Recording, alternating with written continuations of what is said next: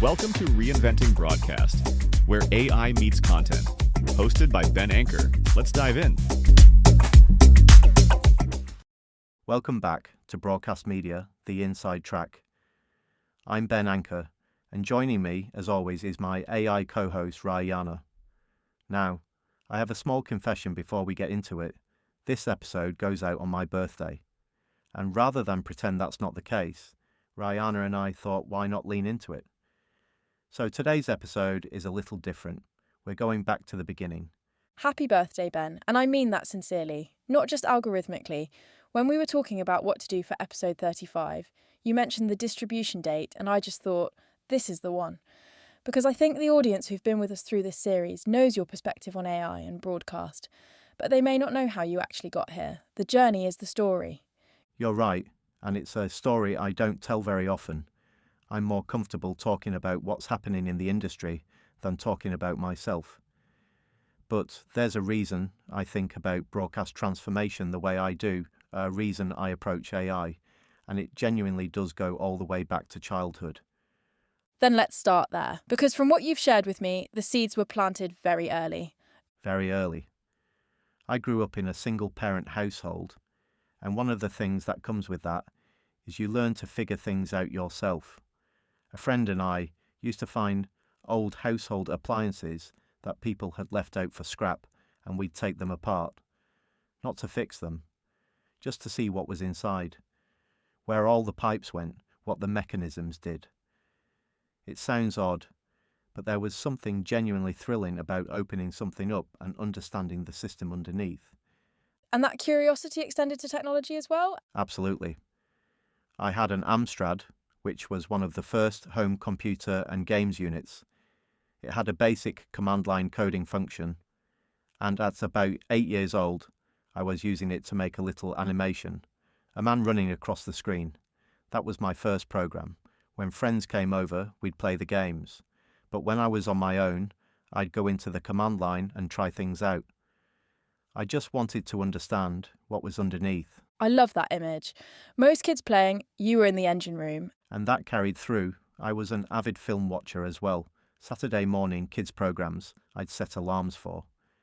And there's one memory that I think is the clearest early signal of where I was heading. I used to record films off the television onto VHS, and I figured out how to edit out the adverts in real time as I was recording. The broadcast cue dot, that little chevron in the corner of the screen, I taught myself to recognise it as the signal that a break was coming. I'd pause the recording, wait for the ads to finish, then resume. So when the family played it back, it was seamless. No commercials. I'd literally edited a live broadcast. At what age was this? Junior school. Which, looking back, is quite something. I was already thinking about broadcast flow, about the viewer experience, about automation in a very analogue way. I just didn't have the vocabulary for it yet. And for university, you went to Leeds Metropolitan, the multimedia technology degree. That was quite a pioneering course at the time, wasn't it? It was. My media studies lecturers at college pointed me toward it. They said multimedia might be the next big thing, and they weren't wrong.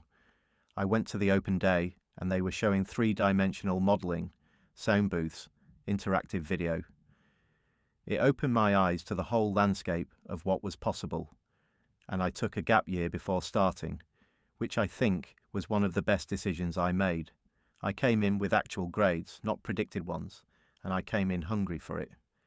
You were doing VJ work during university as well. Video jockeying at live events? That's a fascinating thread in the story. It was central to who I was at that point.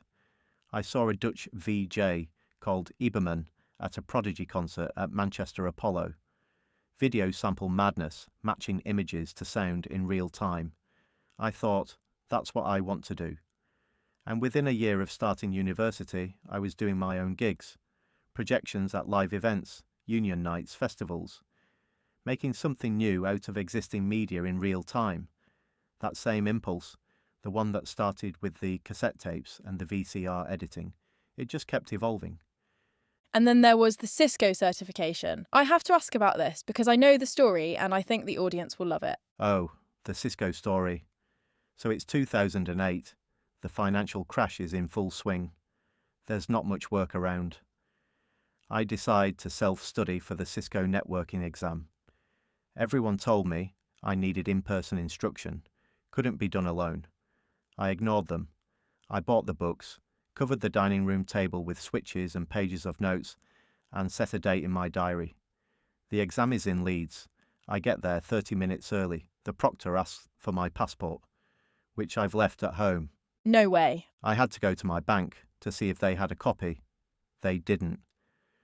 So I rang my mother and walked her through scanning the passport, finding the software, attaching it to an email, on dial-up, and she nearly sent it to a family friend called Barbara instead of to me. Barbara almost sat my Cisco exam.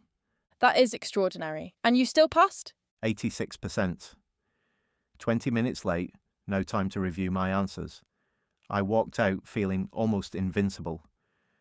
And I'll be honest, the reason I kept that qualification on my CV, even after it expired, was partly the story. It's a great interview moment.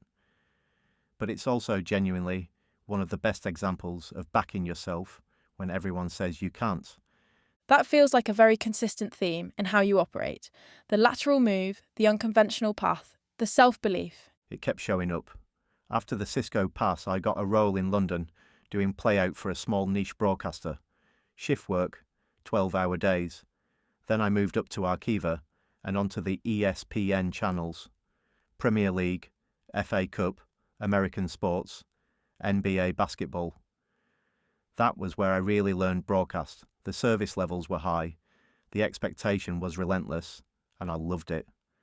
I became deputy shift leader, got onto the ingest desk, built internal tools with a developer colleague to reduce manual schedule errors.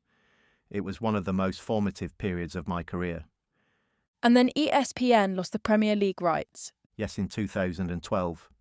And by 2013, they'd pulled out of the UK broadcast market altogether. BT Sport came in, and I had a choice. Carry on doing the same thing with a new badge on the door, or take the financial package, trust the connections I'd built, and go out on my own. And that's when Ancast was born. I literally needed a name quickly. It rolled off the tongue. I got some branding done, put out some cards, and within weeks had my first interview pipeline. The first major engagement came out of the blue in January 2014. My old manager rang and asked if I was free for a project in Hong Kong, testing a cloud playout product for Turner APAC. 3 months on site, leading a small team, working directly with the Director of Technology. I was on a plane within weeks. That's a big leap of faith for a brand new consultancy. It was, but it validated everything. From there, the work didn't really stop. NBC Universal, a 22-channel migration. Discovery Networks, file-based workflow transformation. UK TV, a broadcast management system migration. Each one building on the last, each one requiring a different mix of analytical thinking, stakeholder management, and deep broadcast knowledge. Then the Channel 4 engagement, which was 3.5 years. The full migration of 5 broadcast services across 35 internal teams. That was one of the most complex programs I've ever been on. And most recently, EveryoneTV and the Freely platform launch. Freely was the next generation of Freeview, delivering IP streams into new smart televisions. I was managing software delivery across 4 shareholder broadcasters, the BBC, ITV, Channel 4 and Channel 5. Alongside UView and the manufacturers. It was a completely different kind of complexity, product delivery, rather than infrastructure migration, fast-moving, very public. And it taught me a lot about what governance looks like when you're trying to align organisations with very different cultures toward a single launch deadline. So by mid-2024, you've got years of broadcast experience across some of the most significant transformation programmes in UK television. And then you make what I'd call the AI pivot. Tell me about that decision. It wasn't entirely a pivot. It was more of an acceleration. I'd been using AI tools in my workflow from early on. Prompt engineering, generative tools for the podcast, automation through platforms like N8N. But in 2025, I decided to formalize it. I enrolled in the AI Strategy and Business Applications program at UC Berkeley. It's one of the most respected applied AI credentials available, and I wanted to go deep, not just use the tools, but understand the strategic and business frameworks underneath them. And that year changed how you see the industry. Completely. It crystallized something I'd been circling for a while. The broadcast industry has an enormous amount of real-time behavioral signal that is so valuable. Viewing data, weather patterns, social sentiment, CDN logs, search trend data. All of it is available. All of it moves in real time, and in my view, needs to be used to inform scheduling decisions in the moment. Which is where Nowcasting comes in. Exactly. Nowcasting is the application of real-time signal data to optimize decisions that are happening right now, not in a quarterly planning cycle. In broadcast terms, that means using live indicators like Google Trends, audience viewing figures, weather data, social engagement to adjust what's on screen in a way that's dynamically responsive to what audiences are actually doing. It's particularly powerful for fast channels, free ad-supported streaming, where the scheduling flexibility exists and the commercial upside of getting the right content in front of the right audience at the right moment is very direct. And this came out of your UC Berkeley project work. The Berkeley program gave me the analytical framework to formalize what I was already seeing as a pattern in the industry. I've been working with a data science startup and industry contacts to handle the quantitative execution, because I'm very clear about where my value sits. It's not in being a data scientist, it's in having years of broadcast domain knowledge and understanding what signals actually matter in this environment, what the operational constraints are, where the editorial override needs to sit, and how you build something that a broadcast team will actually trust and use. Which brings us back to that fundamental theme. The technology is never really the hard part. Never has been. The hard part is the human system around the technology. Change management, governance, stakeholder trust. AI projects fail because of organizational friction than because of anything technical. The tools are extraordinary right now. The gap is almost always in how organizations adopt them, who owns the decisions, how you build confidence in the outputs. That's where broadcast expertise and AI strategy actually converge, and that's the space I'm thriving in.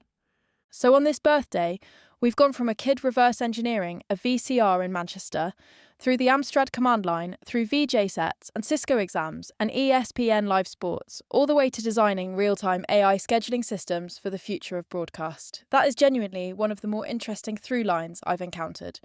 When you put it like that, I might almost feel proud of myself. You should. And I think what strikes me, having been with you through the production of this show, is that the thing connecting all of it is the same impulse you described when you were 8 years old with that appliance in the garden. You always want to know what's inside, how the system actually works underneath. That's it. And I think it's why I'm genuinely optimistic about what AI can do in this industry, rather than being anxious about it. Because the mechanism underneath is fascinating. The questions it raises about how broadcast organizations make decisions, about what expertise actually means when you have these tools available, about what the next generation of scheduling and audience engagement looks like, those questions are the most interesting ones I've ever worked on. And the podcast is part of that. This show is how I think out loud. It's how I develop and test ideas, how I stay connected to what's happening across industries.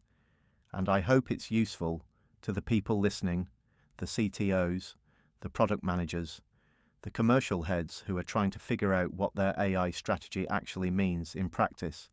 Well, from me, and I suspect from a lot of the people listening, happy birthday, Ben. Here's to the next chapter. Thank you, RaIAna, and thank you to everyone who's been on this journey with us through Series 3. We'll be back very soon with more from the inside track. If you want to explore any of the themes from today's episode, Nowcasting, AI adoption frameworks, or what a proper broadcast AI diagnostic actually looks like, you can find me through Ancast Intelligence or connect on LinkedIn. Until next time. Thanks for listening to Reinventing Broadcast. Subscribe for more on AI content and the future of media. And visit ancast.tv for more info on Ben himself, the resources, other content, and news.